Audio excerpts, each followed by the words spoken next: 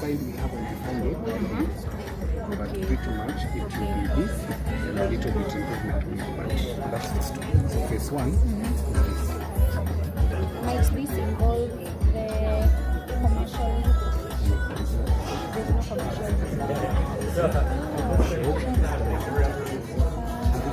Have the evidence now.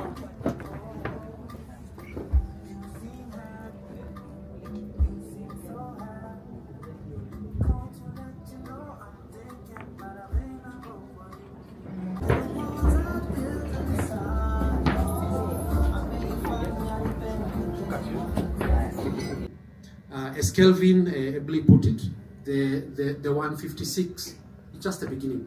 It's just really the beginning. Happy to report we are about to exhaust our own land at Garden City. Most of the land is now developed. Probably not more than 4 acres remain for further development. And therefore the natural place for us then to move to is Tatu City. So Steve, we are here for the long term. We are here, as some bank advertises, we are here for life. And until such a time that there will be no more land left for development at Tatu City, Mivida will be here as a residential partner for the long term. And not just with this kind of product, not just townhomes and duplexes, but it is indeed our intention to bring our other products here, the lower mid, or what I call the affordable housing, and the mid-market product. It is our intention once we start construction of this particular project, once most of the sales are going the way we expect them to go, then we should bring our other products here, and we see a very long-term play and partnership between Mivida and Tatu. So you can be assured, I was telling the team now that we move to Tatu, I want Steve and his team to be, whenever they're out there, they say this is our one residential development partner, given what we hope and we know that we will do here. I'm encouraged by the market response. The market response has really been great. I think as of this morning, we must be sitting on more than 500 leads and conversations that are ongoing. A significant number of them have converted. And I'm now glad to say by July or so, we should start construction from July. And that construction for the entire 56 should last between July and maybe the next 24 or so months. The challenge then to Mr. Kelvin is to start negotiating for the next piece of land beyond the first 11 acres, but we then start planning for the next. But I'm happy with the sort of demand and the sort of inquiries and sort of engagement that we've seen. I'm also proud to say we like to be a more affordable, we like to introduce products at the most affordable price point for any particular product. And I would dare anyone to show me townhouses within sort of this kind of ecosystem that go for that kind of very attractive, if you ask me, price point. And I think we want to keep within that range so that we can as well say we want to introduce families in an affordable way to quality living within this kind of environment. So well done, team. I want to thank the rest of you who have joined us. This is the first of our 5 billion shillings investment into Tatu City.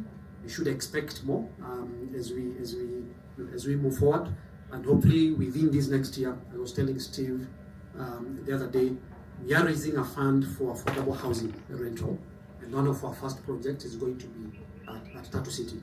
That's my commitment at the team. All right.